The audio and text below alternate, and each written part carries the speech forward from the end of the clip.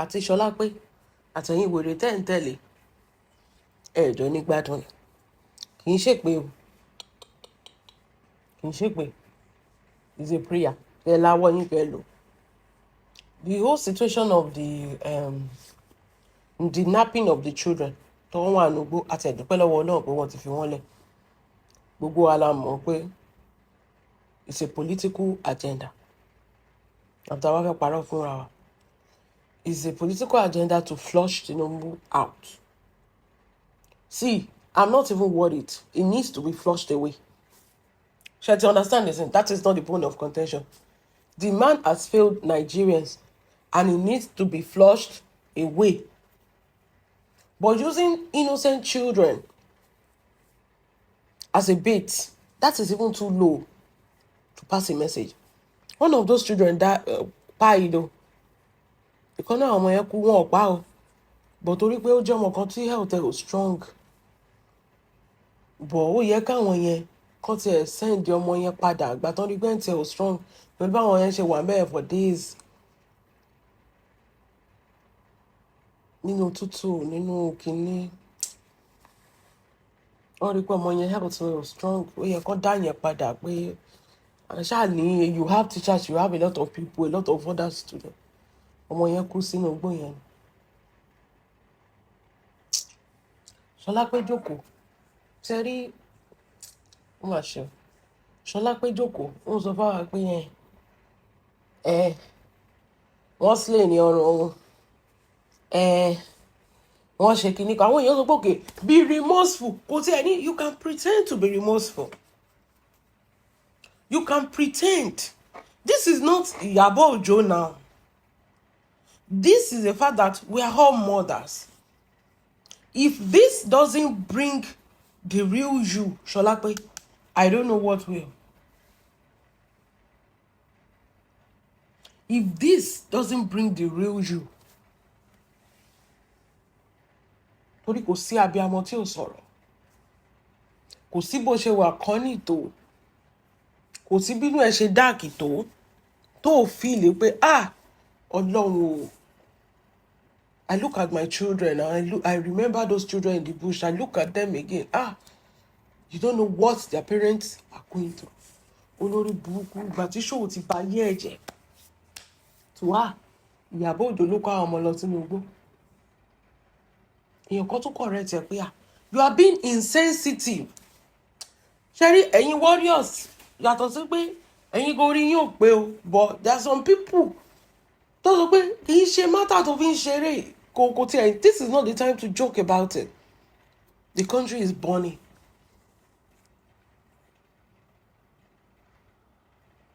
You are being insensitive.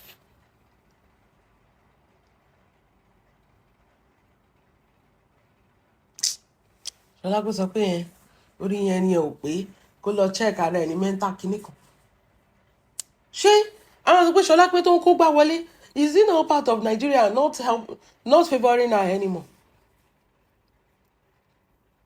Even if you don't want to think about the children, torí o rò pé Ìyábọ̀ Òjó ló gba gbogbo customer kò kú taṣọ tó ń tà kò ń ta àkísà adúpẹ́ lọ́wọ́ náà kò ń ta àkísà torí orí ẹ̀ ló máa yí sí pé gbogbo nǹkan tó business tó ń ṣe òun ló gba gbogbo customer ẹ̀.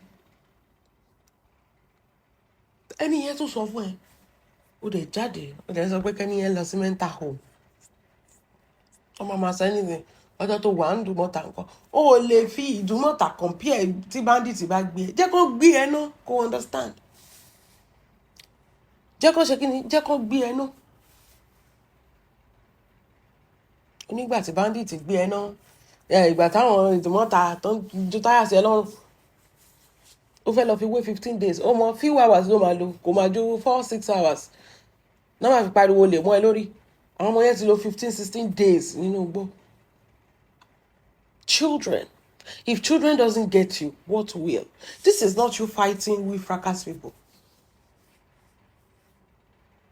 This is not you fighting our táwọn fracas. This is we coming together, begging the government, bring back our children.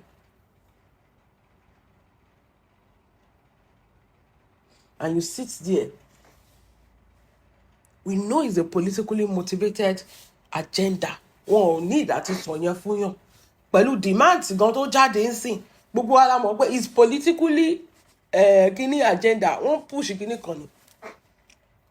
They were so confused that they were now pushing it between Tinubu and Ṣèyí Mákindé pé Ṣèyí Mákindé kí ló máa wò tó fi máa káwọn ọmọ lọ lábẹ́ ẹ̀ pé fún Ṣèyí Mákindé torí kó fẹ́ jẹ presidency ni yóò fi wò wọ́n ràn. It was, see, politically at Islamizing agenda at politically at anything, it was just an agenda.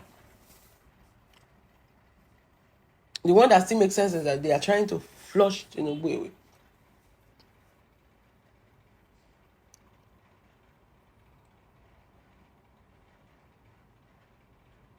But you people don't understand shit.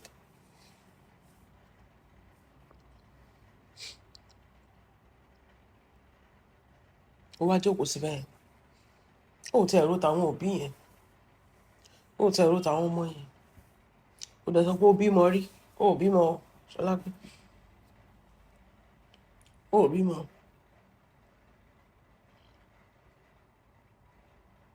Kò dẹ̀ séyàn tí ò lè ṣẹlẹ̀ sí. Jẹ́ kí n ṣe ọ̀nà ọgbọ́n tí ń gbé àwọn kíní sìn. Tó bá ku ìwọ náà gbé. Aziz, báwo lè ṣe máa kọ́ ọmọ kékeré tẹ máa rí Ṣọlápé ńlẹ̀ tẹ́ ní gbé Ṣọlápé? Èèyàn tó yẹ kó máa sunú igbó, ó ti sọ wọ́n completed building rí. Ìyàtọ̀ díẹ̀ ló wà láàrin wọ́n completed building àti inú igbó. And you can come out and speak like that. Ibẹ̀ mo ti lose ẹ̀ pẹ́ pé wèrè yẹn ti wọ̀ ẹ́ lára kò lè san mọ́. Wèrè yẹn Ìyábọ̀ Òsì Nigeria, she spoke about this. Who is not in Nigeria? And you in Nigeria, bí pé economy ò affect ẹ o. You were saying that sórí ẹ̀yin pick me pẹ̀lú ìjọba pick me orí yín ò pé o. Mo sì rí àwọn wèrè kan náà bíi tẹgbẹ́ ẹ̀ tán lọ ń jùgbálẹ̀ pẹ̀lú gbogbo nǹkan tó ń ṣẹlẹ̀. Ọ̀nì ẹ má ṣiṣẹ́ yín. But at the same time, learn your voice. The same bẹ́ẹ̀ ṣe ń learn voice ní kíní. Learn your voices. Torí kó tó ṣe ká tó fọ̀ bá ebi máa tún ti pa yín. Wọ́n máa tún gbé yín wá pé káwọn máa dáwó fún yín.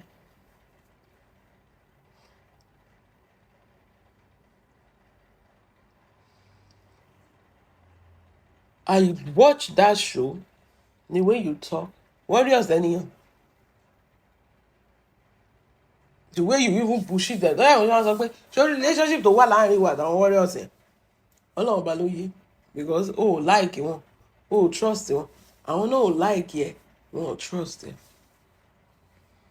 Ẹ kàn fi sọ pé nǹkan tó pa yín pọ̀, ọ̀rọ̀ Ìyábọ̀ ni. Nǹkan tó fi ń ṣe nìyẹn náà. Nǹkan tó pa yín pọ̀, Ìyábọ̀ ló pa yín pọ̀, nǹkan tó fi ń ṣe nìyẹn. That's why they look pé really yóò ti wá ṣe kíní jù báyìí.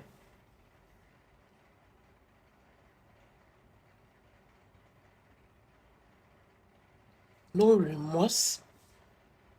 Ìgbà tó ti ń ṣe ṣó yẹn wọ́n ti ń wò pé yẹn ní sọ̀rọ̀. Are you being serious? So what kọ́kọ́ update?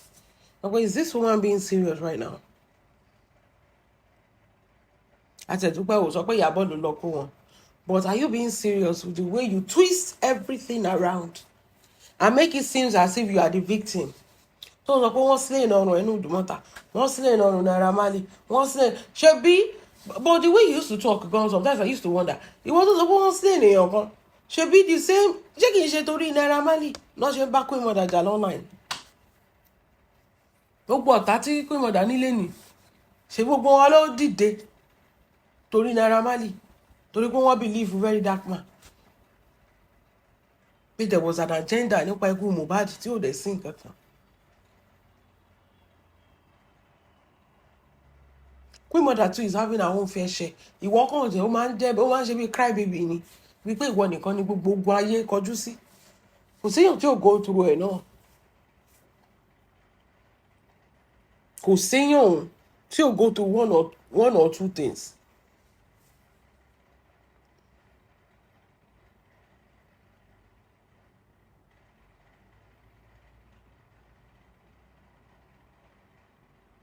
You really Shomo, I am so disappointed to the point that to my bone. Tí nǹkan bá wá ṣe ẹ́, wà ní kán wá jà fún ẹ. Nǹkan ń ṣe àwọn èèyàn. Nǹkan ń ṣe àwọn ọmọdé. Jókòó síbẹ̀ yẹn òun wí kátikàti lẹ́nu ọmọdé. You know, what am I expecting from you? Orí social media kan ló máa wà tó máa báyà ajá tó máa ṣépè fọmọ pé wọ́n máa kú. Báwo lọ̀rọ̀ àwọn ọmọ tó wá wà nígbó ṣe máa jọ ẹ́ lójú? Ṣé orí social media kan ló wà tó máa ṣépè fún àwọn ọmọ kan pé wọ́n máa kú? Ìyá ló ń bá jà o. Àwọn ọmọ ló máa ké pè fún. Báwo wá ni ó ṣe máa jọ ẹ́ lójú pé àwọn ọmọ kan wà nígbó? You have a problem, Ṣọlápé. Ó ní ìṣòro. Ó ní ìṣòro.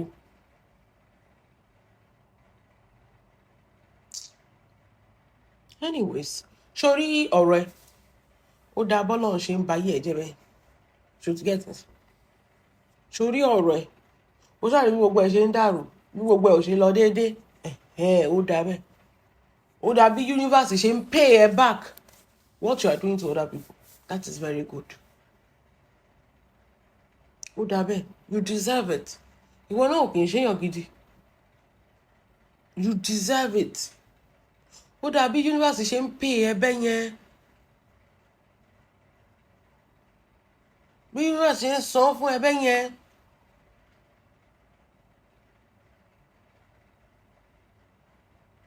Torí o wicked. Ó burú. Èèyàn ibi ní ẹ tí yóò gbọdọ̀ jí rí. Ó dáa bí gbogbo ẹ ṣe ń dàrú, tó ń ṣí ṣọ́ọ̀bù, tó ń ṣe kí ni, tó ń jẹ gbárùn. Tí ajé kan ò fi ilé ẹ̀ ṣe gbègbè, tí ò tiẹ̀ lè tèkì, kò lè burú títí kó má lè ṣí ṣọ́ọ̀bù fọdún kan. Tí ò sẹ́nibọ̀dì tó ń wá tó wọ́n bẹ́ẹ̀ ra nǹkan kan. Àwọn èèyàn sá fún ẹ, ajé tún sá fún ẹ, gbogbo bísíǹsì tó ní, gbogbo ẹrùn dànù. Gbogbo bísíǹsì tó ní.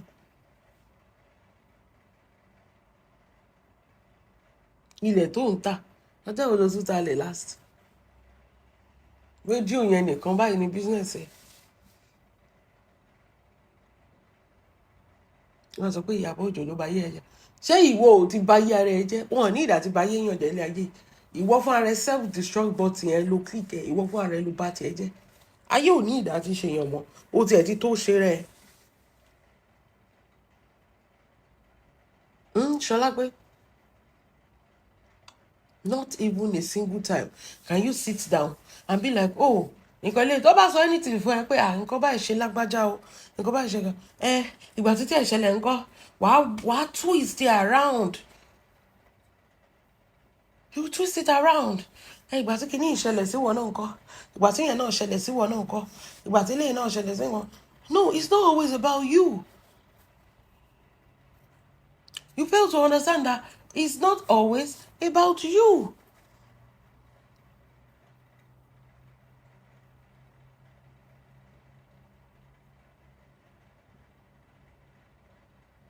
Children. Ilé ọmọ kò ń ṣọmọ Yorùbá o. Ló dá wọn wíńsì, àní àwọn sá ló dáa jù, àní àwọn kìnnì kan ló dáa jù. Okay, ọmọ Yorùbá tẹ̀ ní wọ́n, but at least far, far, far away.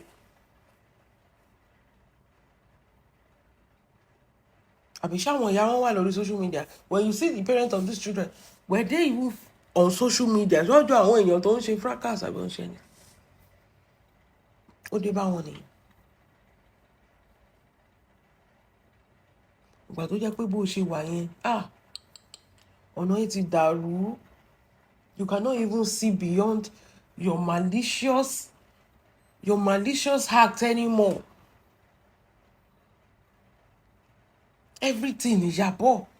You cannot even use your brain to picture any other thing that is not fracas related. That only most of sometimes get off the camera. There is real life outside the camera. There is real life.